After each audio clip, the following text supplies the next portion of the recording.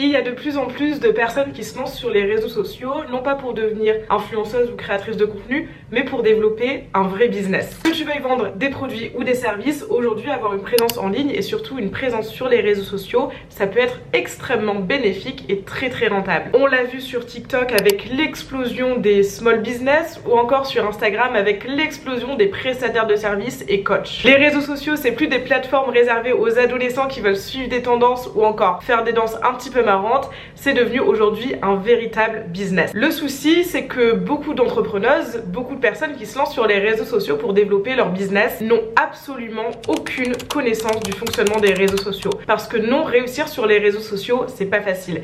Il te suffit pas de poster régulièrement, il te suffit pas de mettre les bons hashtags, il te suffit pas de faire des vues pour réussir à développer une vraie communauté engagée qui sera prête à acheter. Et dans cette vidéo, je vais te partager les 3 plus grosses erreurs que font les entrepreneuses lorsqu'elles décident de se lancer sur les réseaux sociaux.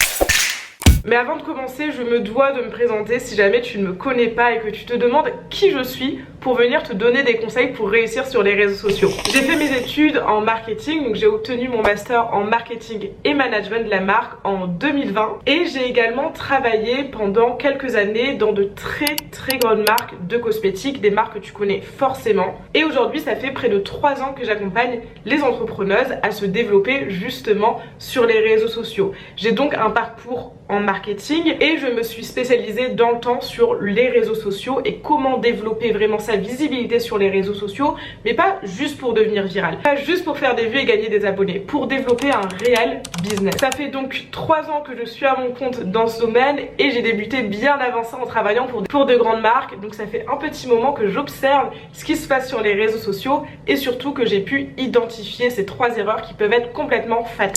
La première erreur, c'est de chercher avant. Alors tu vas me dire, oui mais Inès, moi je suis là pour développer un business, je dois vendre. Certes, mais avant ça, il faut se rappeler qu'on est sur les réseaux sociaux. On n'est pas sur un site internet. Les gens ne te connaissent pas, les gens ne savent pas qui tu es, ils ne connaissent pas tes produits, ils ne connaissent pas tes services. Ils ne sont donc pas encore prêts à acheter. Sur les réseaux sociaux, on va donc s'adresser à ce qu'on appelle une audience froide. Contrairement aux personnes qui te connaissent déjà, qui ont confiance, là on va parler d'audience chaude. Donc quand tu parles à une audience froide, tu ne peux pas, ou c'est extrêmement compliqué de leur vendre quelque chose. Il faut vraiment comprendre que les réseaux sociaux, c'est là dans un premier temps pour t'aider à créer une audience, justement à réchauffer cette cible froide et à la faire passer en cible chaude, prête à acheter. Tu l'auras compris, du coup, si tu proposes uniquement du contenu vente, les gens n'ont pas le temps de te découvrir, n'ont pas le temps de te faire confiance et conclusion, ils ne seront jamais prêts à acheter. Typiquement, tu auras beau avoir les plus jolies photos, les plus jolies vidéos, nous présenter tes produits ou tes services sous tous les angles différents, ça ne sera pas suffisant. Il faut dans un premier temps créer un contenu qui va déjà te permettre d'avoir de la visibilité pour pouvoir toucher les gens. Si personne ne te voit, personne n'achètera, ça semble assez logique. Dans un deuxième temps, il va falloir développer un contenu qu'on va appeler le contenu communauté. C'est un contenu dans lequel tu vas éduquer, inspirer ton audience, lui donner envie d'acheter, lui montrer que tu as la solution à son problème. Parce que oui, peu importe ce que tu vends, produit ou service, tu résous un problème. Si tu ne résous aujourd'hui aucun problème, tu peux arrêter ton business, ça ne marchera pas, ce ne sera pas rentable. Attention, pas de panique, je vous vois les personnes qui vendent des bougies, des bijoux en train de paniquer. Vous répondez à un problème. Si tu ne sais pas encore le problème auquel tu réponds, c'est que tu n'as pas encore assez identifié et analysé ta cible, c'est que tu n'as pas encore assez travaillé ta stratégie marketing et c'est quelque chose que tu dois faire de toute urgence. C'est la base de tout business rentable. La plupart des entrepreneuses qui se lancent aujourd'hui, elles vont s'inspirer du contenu des personnes qui l'ont fait avant elles. Si tu vends des produits, tu vas t'inspirer des grandes marques. Si tu vends des services, tu vas t'inspirer des grands entrepreneurs à succès sur les réseaux sociaux. Sauf qu'il faut comprendre que ces personnes-là, elles ont déjà une communauté. Les gens les connaissent déjà. Il y a déjà ce lien de confiance. On sait qui ils sont, on sait que les produits sont qualitatifs, que les services sont qualitatifs, qu'ils vont nous apporter des résultats.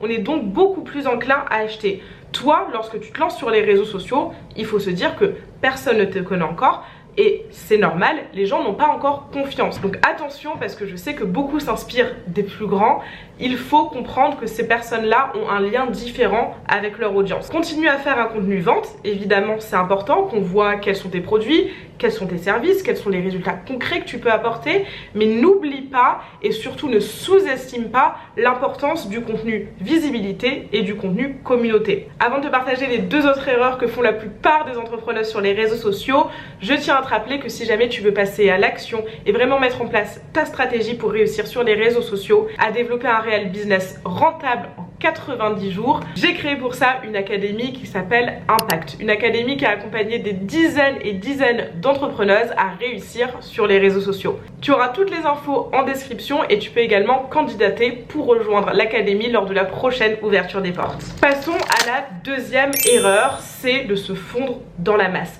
C'est de se dire si X a fait ça et que je fais pareil, je vais réussir. C'est de se dire je vais utiliser la dernière musique à la mode. Je vais faire la dernière tendance à la mode en espérant jouer sur cet effet de tendance justement qui est assez gros sur les réseaux sociaux, mais en tant que business, pas vraiment nécessaire.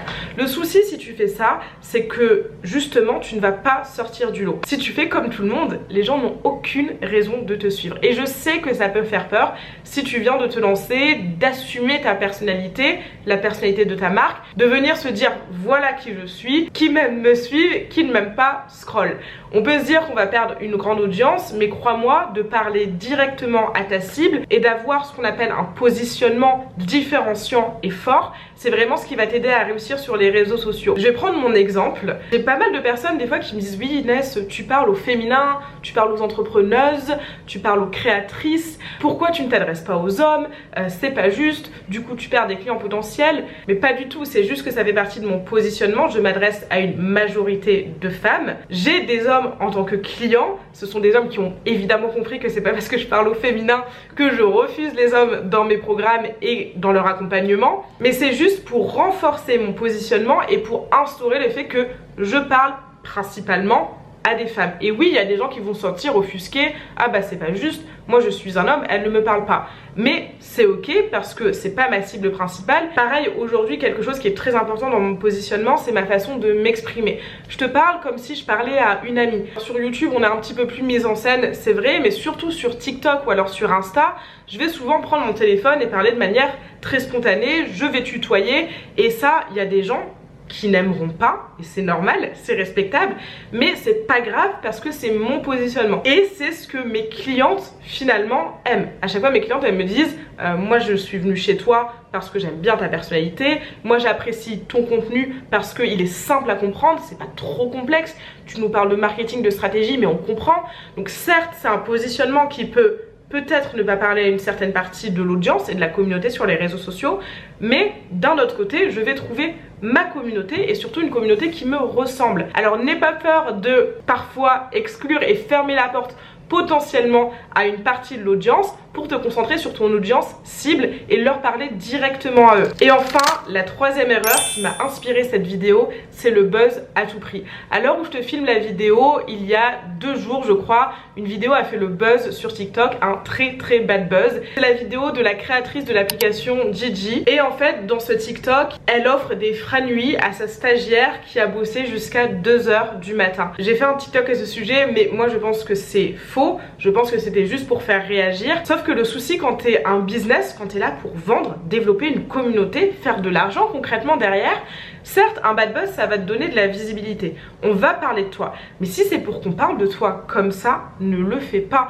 Crois-moi, je sais qu'on dit qu'on parle de toi en bien ou en mal, tant qu'on parle de toi, un bad buzz ça reste un buzz, certes, mais à quel prix? Est-ce que tu veux à tout prix qu'on parle de toi et faire des millions de vues et devenir complètement viral? Ou est-ce que tu es là pour développer un business, parler à ta cible et gagner de l'argent concrètement? Il y a beaucoup d'entrepreneuses que je vois faire cette erreur de chercher à devenir virale. D'ailleurs, il y a beaucoup de personnes qui me contactent en me disant Inès, je veux que tu m'aides à devenir virale. Et je dis mais pourquoi tu as besoin de devenir virale? Est-ce que quand tu vas aller te coucher, tu vas mieux dormir? Est-ce que ton compte en banque sera plus rempli? Est-ce que, je sais pas, tu vas payer tes factures avec les vues que tu as faites sur les réseaux sociaux?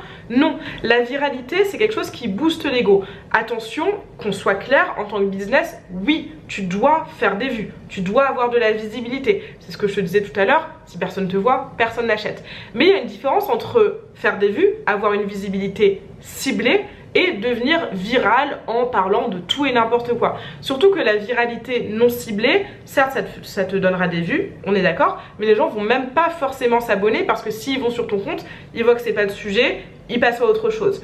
Donc la visibilité, oui, la viralité ciblée, oui, mais la viralité tout court, fais vraiment attention parce que ça peut réellement nuire à ton business. J'espère que tu as bien pris note de ces 3 erreurs et que tu feras bien attention à ne pas les reproduire. Et surtout, j'espère que cette vidéo t'a plu et aura pu t'aider dans le développement de tes réseaux sociaux et de ton business. Et on se donne rendez-vous la semaine prochaine pour une nouvelle vidéo.